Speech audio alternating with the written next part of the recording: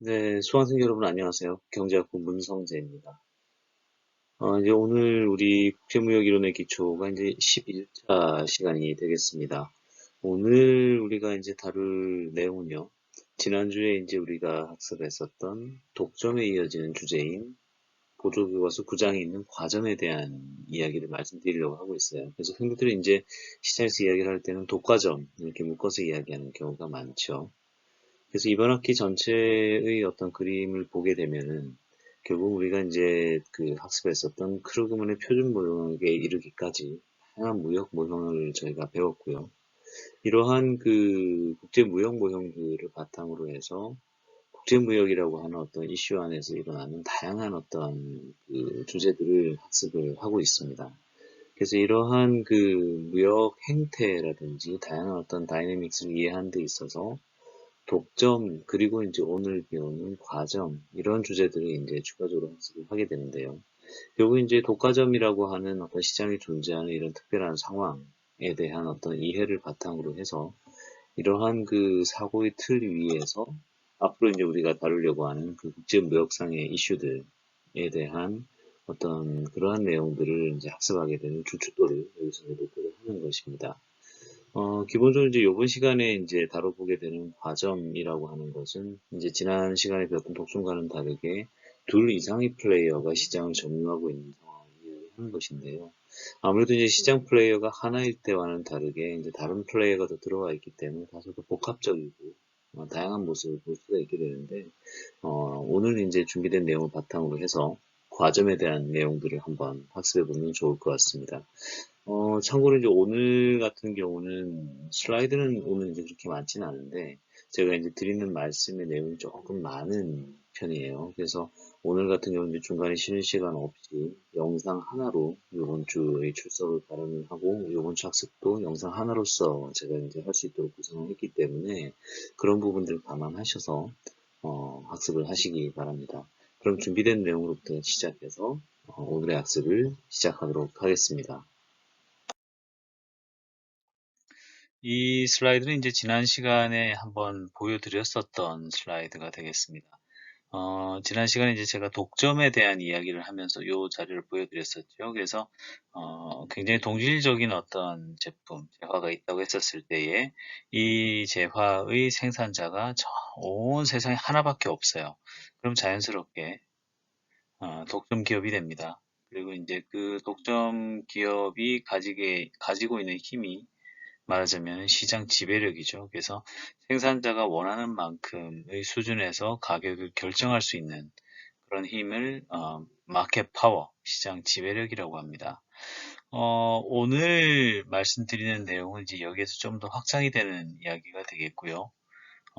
지난 시간에 살펴봤었던 독점, 즉 생산자 수가 하나만 있는 시장으로부터 생산자 수가 다수 존재하는 과점, 그리고 그들 간에서도 제품이 차별화되는 어떤 그러한 시장인 독점적 경쟁 시장을 다루는 것이 오늘 이제 드리고자 하는 내용이 되겠습니다.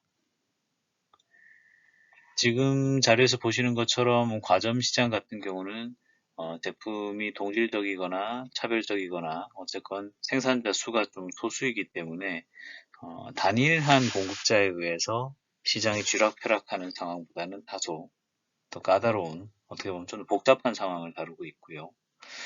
그 다음에 이제 독점적인 경쟁 시장은 오늘 후반부에 말씀드리게 되겠지만은 다수의 경쟁자가 존재하는 어떤 시장 속에서 제품이 단일한 어떤 제품이 아니라 다양한 제품을 통해서 그들 간의 어떤 경쟁이 일어나는 그런 상황을 생각해 보면 좋을 것 같습니다. 저희가 이제 실생활을 이렇게 살아가면서 이게 가만히 생각을 해보면 완전 경쟁 시장에 가까운 시장이 오히려 상당히 좀 만나기가 어렵고요. 독점적 경쟁 시장이라든지 독과점 시장이 사실은 우리가 살아가면서 이제 자주 보게 되는 그런 시장 아닌가 생각을 하게 됩니다. 그럼 준비된 내용들 중에서 먼저 이제 과점에 대한 내용들부터 살펴보도록 하겠습니다. 우선 과점 기업이다라고 했었을 때에는 지금 이제 그림에서 보시는 것처럼 오른쪽 끝에 이제 독점 기업 내지 독점 시장이 있고요.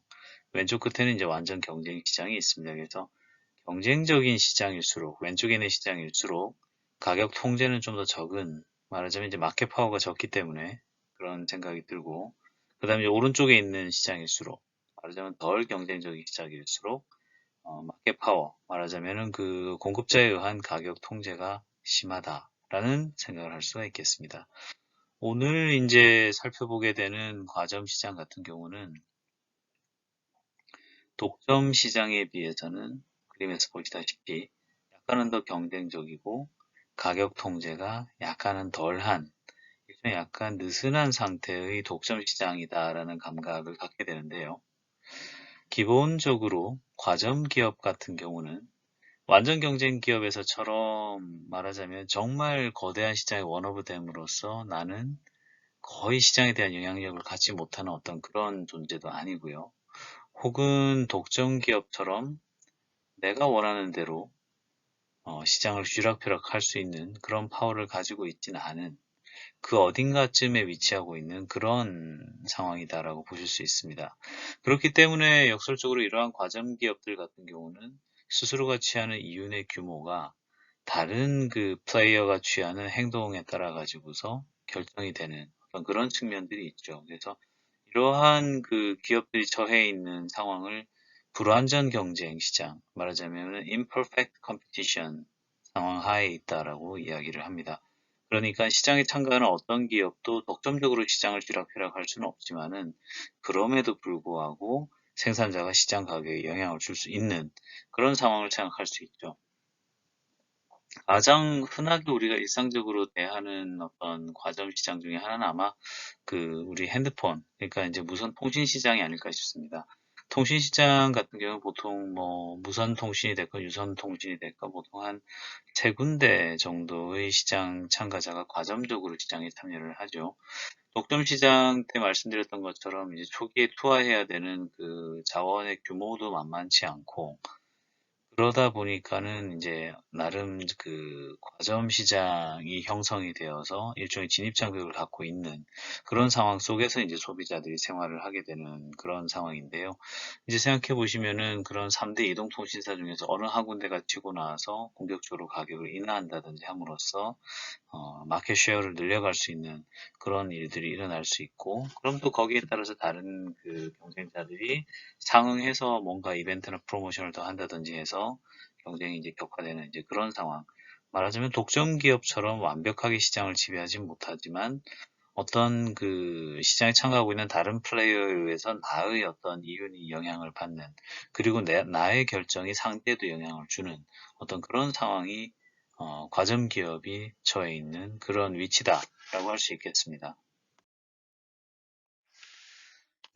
이론적으로 이제 우리가 좀 과점을 다뤄볼게요. 그런 것들 중에서 좀 더 쉽게 우리가 이제 시장을 이해하기 위해서 플레이어가 단지 두 군데로만 구성되어 있는 그런 시장, 소위 말하는 듀오폴리, 복점 시장을 한번 생각해 보겠습니다. 가장 흔한 복점 시장 중에 하나는 아마 우리나라에는 하긴 없긴 없군요. 우버나 리프트 같은 회사들이 있을 거예요. 말하자면은 그 자동차 카쉐어링을 해가지고서 시장 말하자면 이제 드라이버들이 이제 자기가 좀 남는 시간에 자기 자동차를 이용해서 일종의 이제 유사 택시 서비스를 이제 제공해서 이제 돈을 벌 수 있는 그런 시장 있잖아요. 그래서 해외 여행 나가 보시면은 우버나 리프트를 굉장히 많이 이용하게 됩니다. 아무래도 택시보다 오히려 좀 더 그 뭐라 그러나 인터페이스가 좀 더 편리한 측면도 있고, 결제 부분이나 가격 측면에서도 좀 더 그 클리어한 면이 있기 때문에 언어가 좀 통하지 않는 나라라든지 혹은 그 현지 사정이 어두운 나라에 갔었을 때는 아무래도 우버나 리프트를 많이 쓰게 돼요. 그래서 이제 앱을 켜놓고서 이제 차를 불러보면은 뭐 가격도 그때그때 이제 그 시점에 합리적인 가격 수준에서 이제 정해지게 되고요. 그 다음에 이제 돌아다니는 차들이 보면은 우버로서 불러지는 차도 있고 리프트로 불러지는 차도 있고, 뭐 어떤 택시는 우버랑 리프트 둘 다 이제 콜을 받기도 하고 막 그래요. 그래서 그런 상황 속에서 이제 말하자면 이 두 회사가 경쟁을 하면서 미국의 이제 대중 운송 시장에 영향을 주고 있죠. 근데 이제 이런 그 산업 내에 단지 두 개의 기업만 이렇게 존재하는 상황이다 그러면은 사실 이제 이 두 회사들 같은 경우는 사실은 가격을 좀 인위적으로 높게 유지를 해가지고서 서로 이제 이윤을 갖다가 좀 최대화하는 어떤 그런 유인을 갖게 되죠. 그래서 이제 그런 부분들에 대한 이야기를 복점을 통해서 이제 좀 말씀드리려고 하는 거예요. 예를 들어서 이제 이런 걸 한번 생각해 보겠습니다. 어, 그 죄수 A와 죄수 B가 이제 둘 다 이제 공범인데요. 이 사람들이 이제 죄를 짓고 이제 감옥에 끌려왔어요. 감옥에 이제 잡혀오긴 했는데 증거가 아직 없는 상태입니다. 그래서 이 검사가 이렇게 이야기를 하죠. 죄수 A한테 가가지고서는 야, 너 자백해. 자백하면은 내가 너 먼저 풀어줄게. 너 A랑 B랑 같이 말하자면은 뭐 범죄를 저질렀어, 안 저질렀어? 이렇게 얘기를 하면은 A가 예를 들어 저는 사실 아니고요. B가 했어요. 라고 한다든지 하게 되면 자기가 풀려날 수 있는 거죠. 혹은 반대로 이제 B에 가서도 똑같이 얘기를 합니다. 야, 너랑 B랑, 너 B랑 A랑 범죄 저질렀니, 안 저질렀니? 이렇게 물어본단 말이에요. 그러면은 그거에 대해서 이제 얘가 말을 안 하고 있는데, 너가 만약에 자백을 한다고 하게 되면, 자백을 하게 되면은, 일단 너를 풀어주고, 그리고 대신 이제 공범인 A를 너가 풀게 되면 대가로 너를 이제 풀어줄게. 이제 이런 식의 이제 바기닝을 할 수 있는 거죠. 그래서, 어, 말하자면 이제 범죄자에게 협상을 거는 겁니다. 그래서 협상의 대가로서 죄를 고백하면은 풀어줄 수도 있고, 상대방은 평을 살게 될 거다. 근데 이제 만약에 둘 다 입을 닫고 있게 되면 오른쪽 아래에 보시는 것처럼 판사가 이렇게 얘기하겠죠. 검사가 기소를 했습니다만 증거가 충분치 않기 때문에 중한 벌을 내릴 수는 없습니다. 그래서 한 1년 정도만 살고 내보겠습니다. 이렇게 얘기를 할 것이고, 혹은 둘 다 이제 만약에 자백을 했다. 그럼 이제 그것이 증거가 되어서 법정에서는 5년 정도의 형을 살게 할 것이고요. 반대로 이제 한쪽에선 자백을 하고 한쪽에서 입을 닫는다 그러면은 일종의 이제 괘씸죄가 이제 적용이 되어서 자백한 쪽에서는 그 검사랑 합의한 대로 풀려날 수가 있고요. 그다음에 이제 입을 닫고 있었던 쪽에는 좀 더 중형이 가해져서 한 20년 산다. 이런 상황을 생각해 보겠습니다. 이것이 이제 가장 전형적인 죄수의 딜레마, 프리즈너스 딜레마라고 하는 어떤 상황입니다. 물론 이제 그 죄수 A와 B는 실제로도 이제 죄를 저질렀고요. 그 다음에 이제 들어와서는 둘 다 입을 싹 닫고 있기로 결심을 했어요. 합의를 했어요. 그 실제로 이제 이 지금 그림을 보시게 되면 둘 다 입을 닫게 되면은 합쳐서 둘이서 각각 1년씩 2년만 형을 살면 되는 반면에 둘 다 고백을 하게 되면 5년씩 형을 살아야 되니까 합쳐서 10년 형을 살아야 되고요. 아니면 어느 한쪽이 배신을 때려가지고서 이제 한 놈은 풀려나고 한 놈은 중형을 받게 되면은 어쨌건 둘이 합쳐서 20년 형을 살게 됩니다. 이런 상태에서 어떻게 보면 두 사람의 가장 효과적인 전략 중에 하나는 둘 다 입을 싹 닫고 있는 거죠. 그것이 이제 상호 합의했던 바였고 사이좋게 1년씩만 살고 나오자 이렇게 되었던 것입니다. 말하자면 이제 일종의 담합을 한 것인데요. 실제로 이제 그 기업 간에도 말하자면은 과점 상황, 그리고 아까 보셨던 것처럼 복점 상황에서는 말하자면 암묵적인 협조를 통해 가지고서 수익을 더 낼 수 있을 겁니다.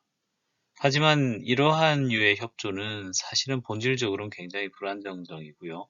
특히 미국에서는 불법입니다. 이러한 것을 이제 보통 담합이라고 그러는데요. 서로 이윤을 높이기 위해서 협력하는 거죠. 소위 말하는 짬짬입니다. 이러한 형태의 짬짬이 조직으로서 전 세계적으로 가장 유명한 짬짬이 기구를 보통은 오펙으로 뽑습니다. 석유 수출국 기구고요. 우리 학생들 중에서도 이제 이러한 그 카르텔과 이제 관련된 일을 하시는 분들이 생길 수도 있겠습니다만 이러한 그 카르텔이 형성이 되게 되면은 결국은 여러 생산자들이 모여가지고서 공동의 이윤을 이제 추구하는 어떤 그러한 류의 일종의 이제 담합을 아주 공개적으로 떳떳하게 시장을 향해서 하게 되죠. 그래서 이러한 것들을 통해서 담합을 사실은 하려고 하는 그런 것 유인들이 사실은 이제 과점 기업들 혹은 앞에서 보셨던 독점 기업들한테는 항상 있기 마련입니다. 우리가 이제 시장에서 하는 이야기들 중에서 이런 말이 있는데요. 깨지지 않는 담합은 없다라는 말이 있습니다. 예를 들어서 이제 2020년 3월 달 상황으로 우리가 돌아가 보면은 그때 이제 코비드 19이 시작이 됐었는데 당시 이제 중국에서 코로나가 발견이 되고 이것이 글로벌 팬데믹으로 가면 세계 경제가 엄청나게 후퇴할 텐데 어떻게 하면 되지? 그런 불안감이 사실 세계 금융시장에 큰 충격을 줬었죠.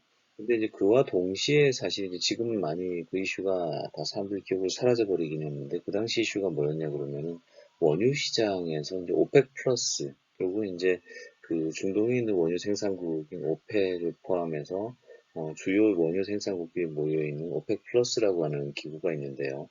해당 기구의 어떤 그 메인 파워라고 할 수 있는 것이 이제 기존의 사우디가 있고 그 다음에 이제 러시아가 있습니다. 그래서 이런 그 나라들 간의 원유 생산량을 통제함으로써 이제 유가 관리를 적절한 수준에서 자기들이 이제 이걸 하고 있는데 그러한 과정 중에서 그 당시에 이제 그 2020년 3월에 있었던 이슈 중에 하나가 사우디하고 러시아가 이제 원유 감산에 있어 가지고서 합의를 하지를 못하는 어떤 그런 상황들이 좀 있었죠. 그래서 사실 그 재정적으로 좀 여유가 있고 그러면은 원유 가격을 좀 유지하기 위해서 원유 생산을 갖다가 좀 줄이는 감산을 통해서 기본적으로는 유가를 어떠한 수준, 원하는 수준으로 높게 유지를 할 수 있을 텐데 뭐 재정적으로 좀 취약하고 당장 돈이 필요하고 그러면은 뭐한 방울이라도 더 원유를 캐내 가지고서 팔아야 돈이 되니까 뭐 그럴 만한 가능성도 좀 있긴 있잖아요. 그래서 결국은 원유 시장의 다양한 생산자들 간에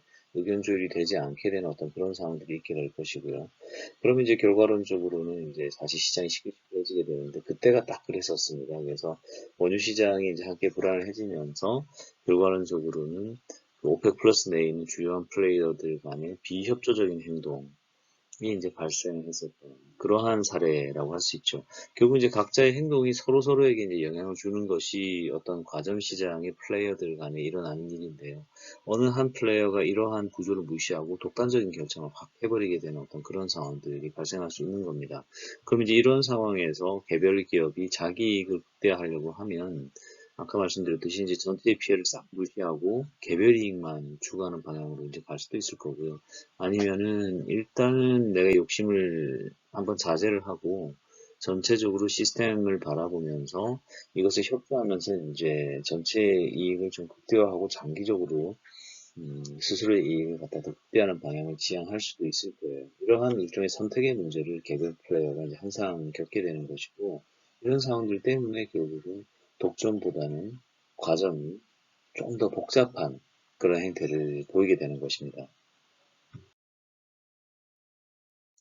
이러한 과점은 궁극적으로는 경쟁 시장을 통해서 시장이 효율적으로 작동되는 어떤 시장 메커니즘을 저해하는 요소입니다. 그렇기 때문에 정부 입장에서는 항상 과점에 대한 규제를 할 수밖에 없어요. 이런 것들은 이제 우리가 반독점 정책, antitrust policy라고 하는데 이러한 것이 사실은 뭐 인위적으로 혹은 뭐 임의적으로 그때그때 막 실행되는 것이 아니라 어떤 그 절차에 따라서 말하자면은 반독점법이라든지 우리 같은 경우는 독점 규제 및 공정거래에 관한 법률이라고 해서 이제 공정거래법이라 합니다만은 죄송합니다. 그러한 법률적인 근거에 의해서 정부가 규제를 합니다.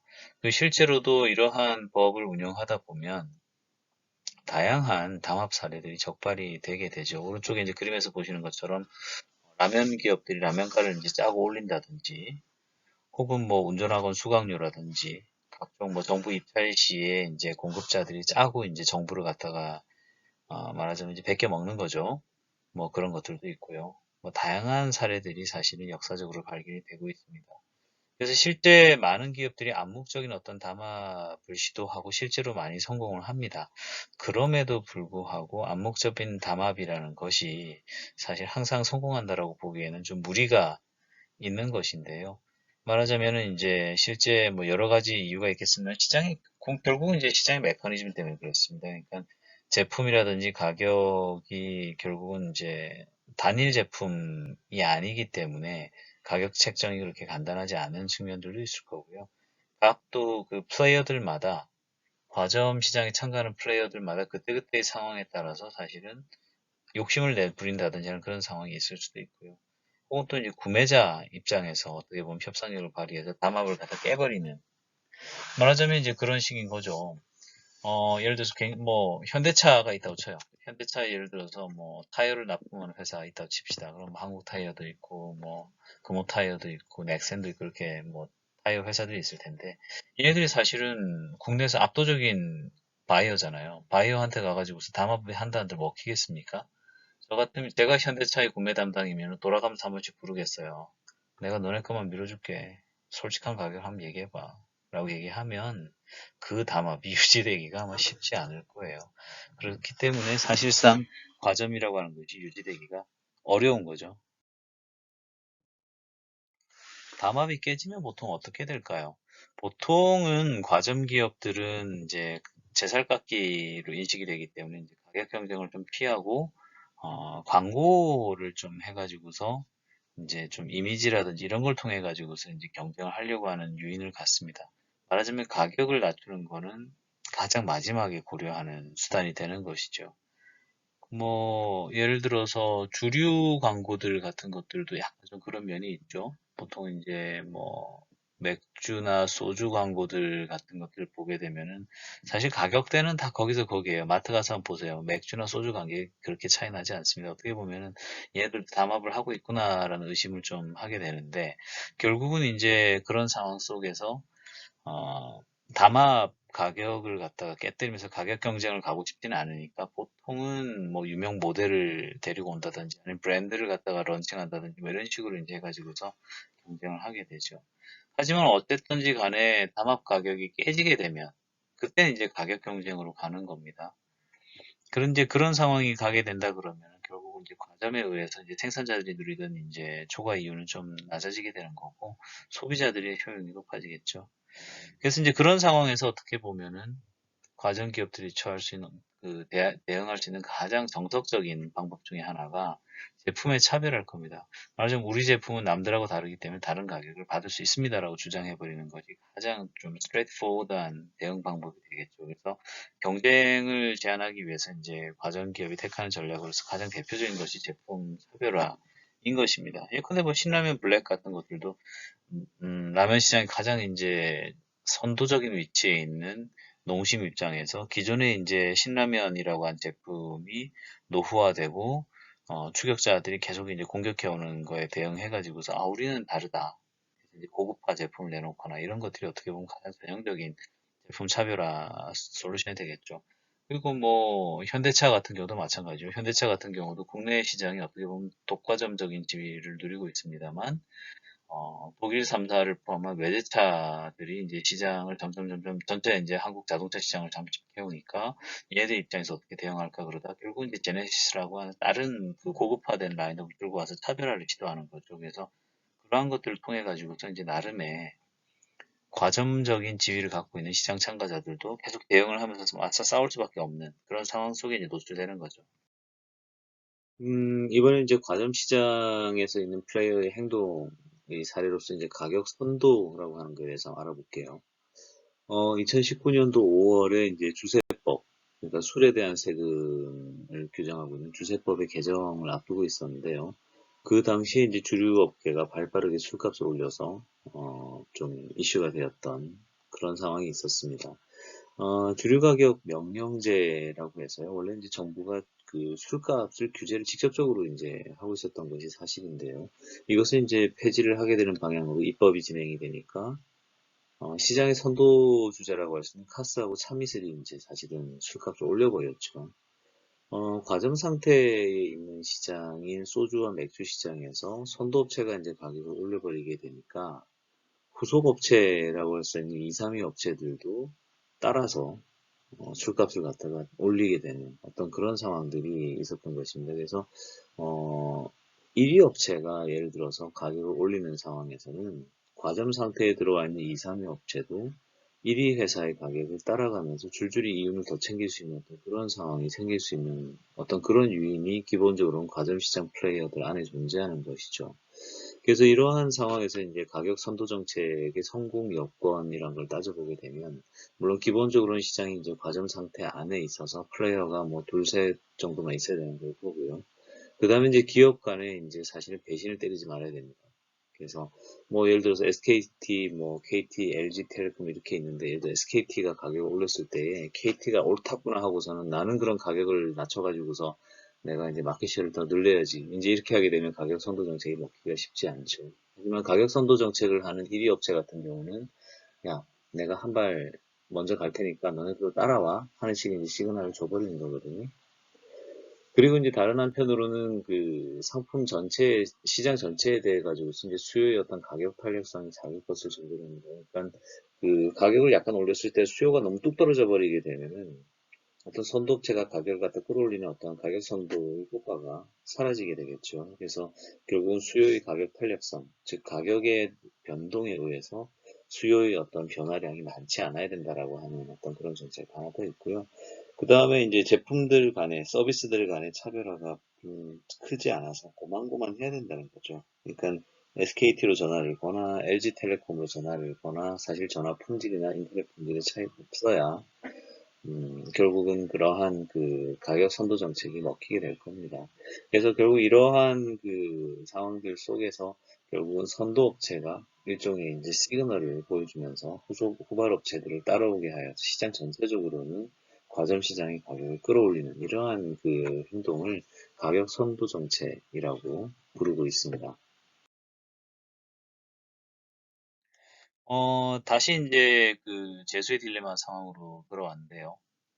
물론 이제 아까 상황을 놓고 보면 사이좋게 1년씩 갇혀 있는 상황을 갖다 택하는 것이 둘을 감안했었을 때 사실 베스트다라고 볼 수는 있겠습니다만은 그럼에도 사람 욕심이 안 그렇죠. 여러분 뭐 하루 이틀이라도 어디 저기 저 단칸방에 갇혀가지고 밖에 절대 못 빠져나온다 그러면 그러고 싶겠어요. 빠져나오고 싶지. 그래서 아까는 사이좋게 이제 1년씩 갇혀있는 의리의 사나이들을 생각했습니다만은 이제 그런 게 이제 일종의 담합인데요. 예, 근데 이제 나는 무죄를 받고 상대는 유죄를 받아갖고 나는 바로 풀려나고 경쟁자는 한 20년 그냥 감옥에 처박혀 있게 하고 싶다라든지 하는 식의 생각을 할 수 있을 거 아니에요. 내가 1년 감옥 들어가 있는 것보다는 당장 풀려나는 게 좋으니까.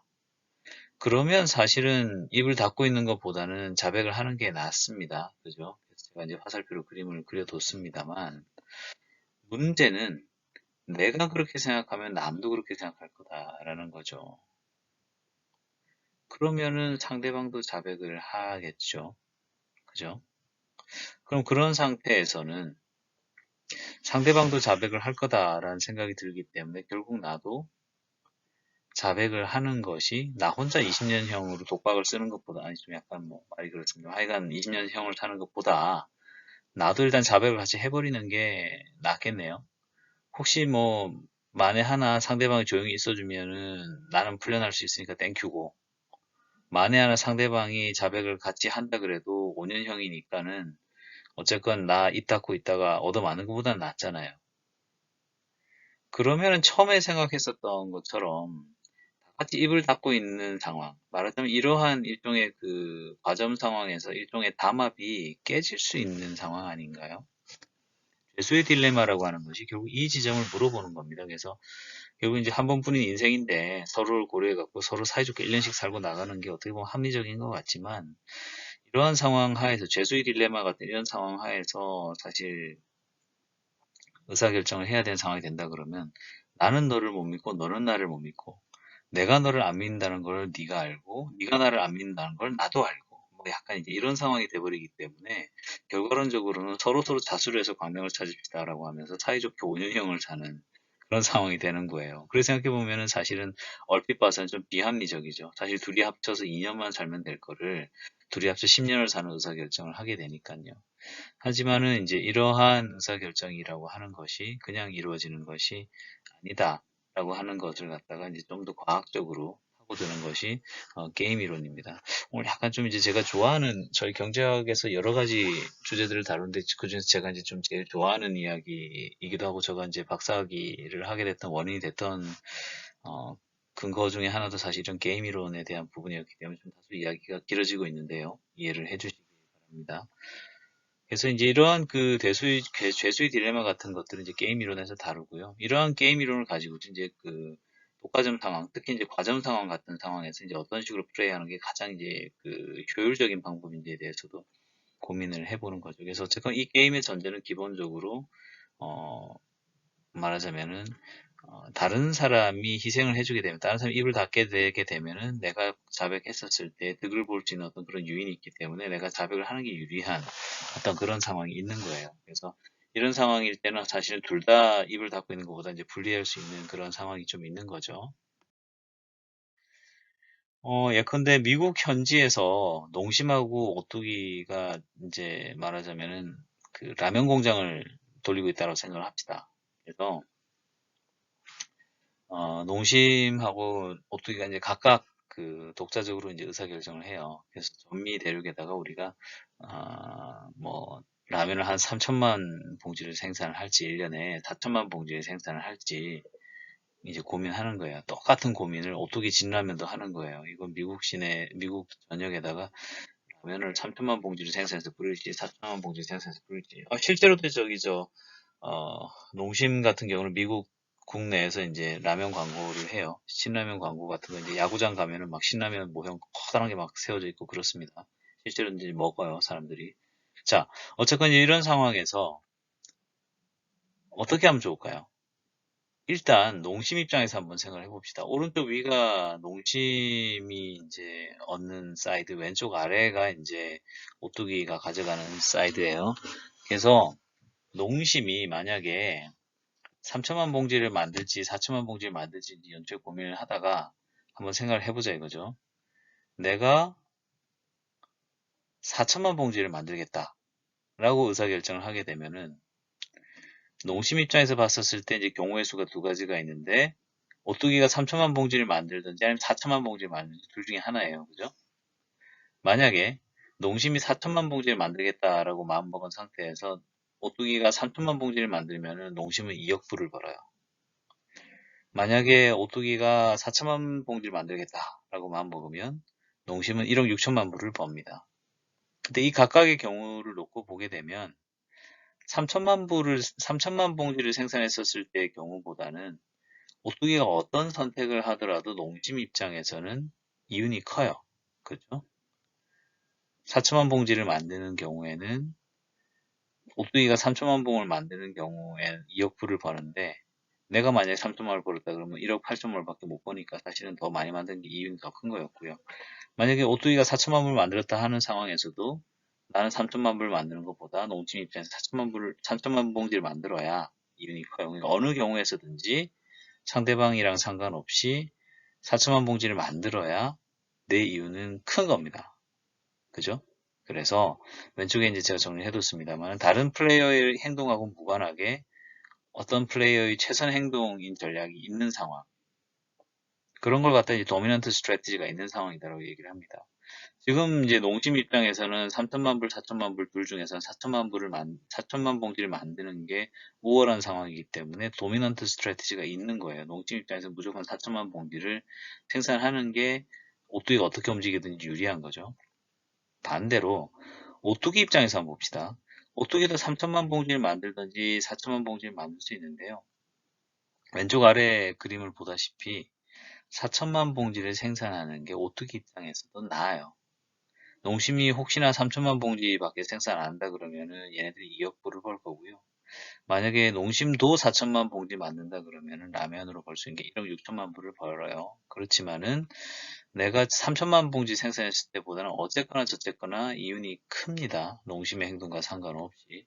그래서 이런 상황에서도 사실은 오뚜기 입장에서는 우월 전략이 있는 거죠. 도미넌트 스트래티지는 4천만 봉지를 생산하는 겁니다. 그래서 양 플레이어 다 우월 전략이 존재하는 지금 그런 상황이죠. 그래서 상대방의 선택과 상관없이 내가 내 이윤이 극대화되는 케이스를 생각해 보면 사실은 각각 다 4천만 봉지를 만드는 것이 우월 전략이에요. 그러면 결과론적으로 두 회사는 모두 4천만 봉지 라면을 생산하겠네요. 이것이 바로 내시가 이야기하는 내시 균형의 개념입니다.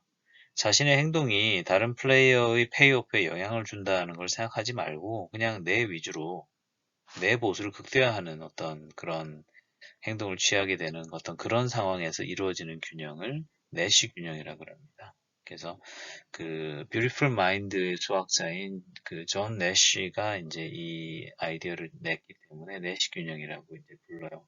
아마 작년인가에 돌아가신 것 같아요, 이분이. 어쨌든 그래서 결과론적으로는 아마 두 회사는 다 4천만 봉지를 만들겠죠.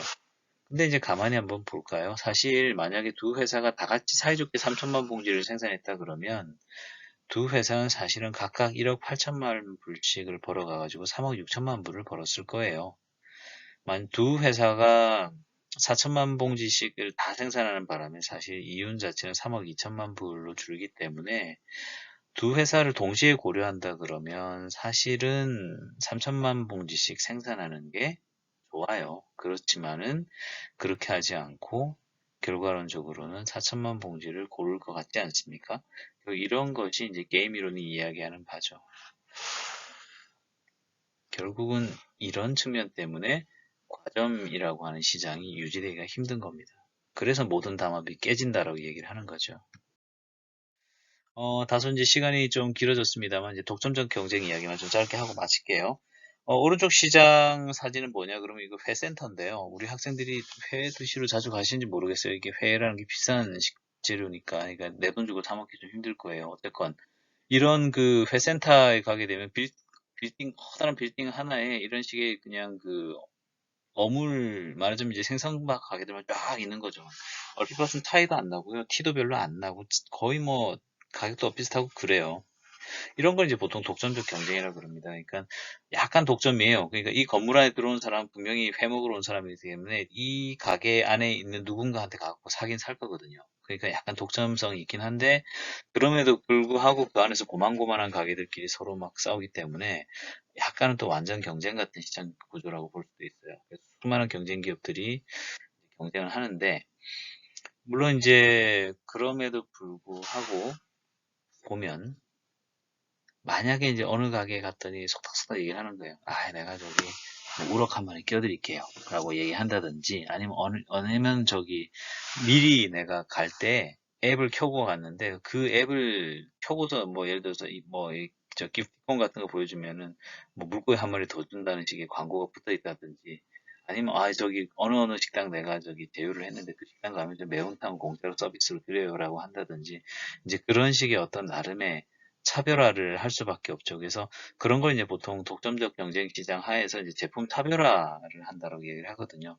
독점 경쟁 하에서는 사실은 다 고만고만한 상태에 있기 때문에 결국은 제품의 차별화를 통해 가지고서 이제 결국은 나 스스로를 드러낼 수밖에 없습니다.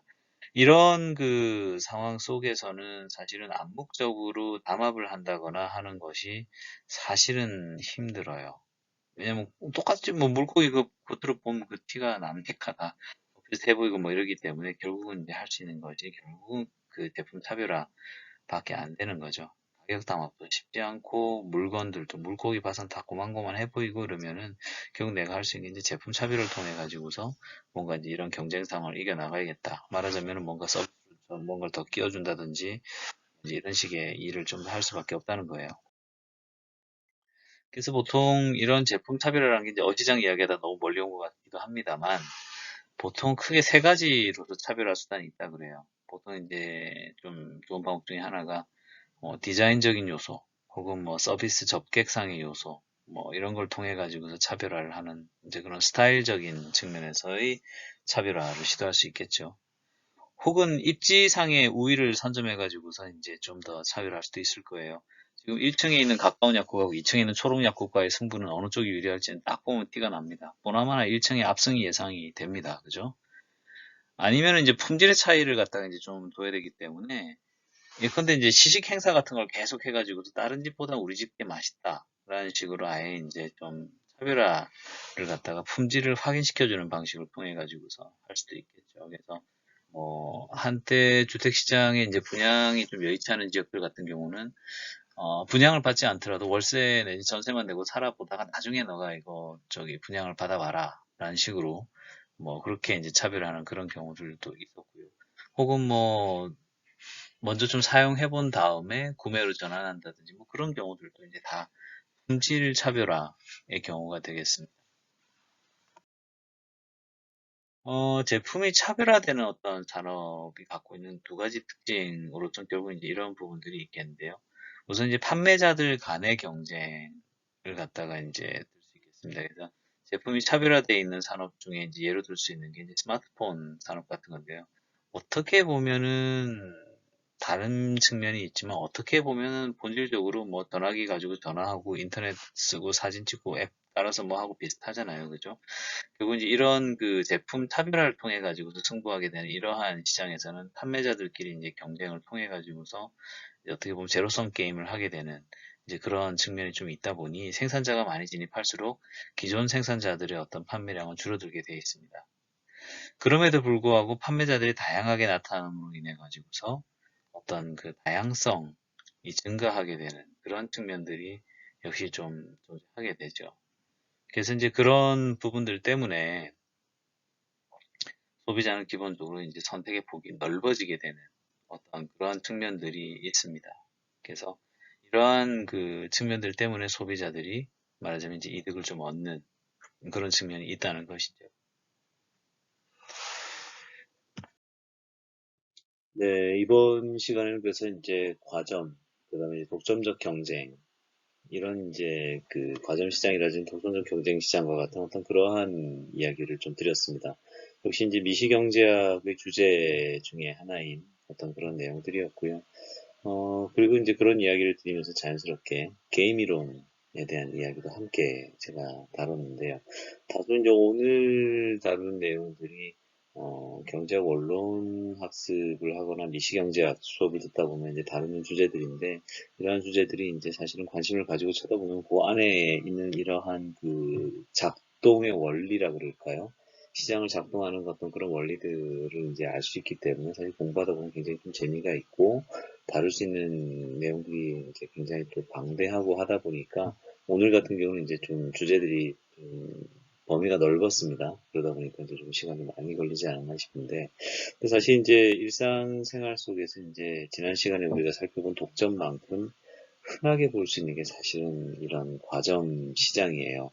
그래서 이러한 그 과점 시장의 예로는 뭐 아까 말씀드렸던 통신 시장, 예를 들어서 SKT, KT, LG텔레콤 이 정도 선택지가 있는 뭐 그런 뭐 통신 시장도 있고, 금융 서비스는 예컨대 은행 그러면 은행이 많은 듯 싶어도 많지 않습니다. 우리 학교 주거래은행이 이제 우리은행인데 우리은행도 있고 뭐 국민은행이 있고 그죠? 하나은행이 있고 이런 식이잖아요. 그래서 은행들도 생각보다 많지는 않고, 그 다음에 이제 뭐 증권사들도 보통 뭐 대형 증권사들 많이 쓰지만은 우리가 이제 접근 가능한 회사들도 큰 증권사 몇 군데 뭐 이런 식으로 이제 다 정리가 되고, 뭐 소비재도 마찬가지예요. 라면 같은 경우도 생각난 라면 뭐 생산되는 종류가 엄청나게 많아도 우리가 사 먹는 라면의 종류는 생각보다 빠르고요. 술도 뭐 마찬가지고요. 그다음에 뭐 스마트폰 같은 것도 뭐 보통 이제 그나마 LG가 이제 시장에서 물러났으니까 삼성 아니면 뭐 애플 뭐 이런 식으로 이제 가게 된 경우가 많고, 그래서 다양한 일상의 영역에서 사실 과점화되는 시장을 많이 발견하실 수가 있으실 거예요.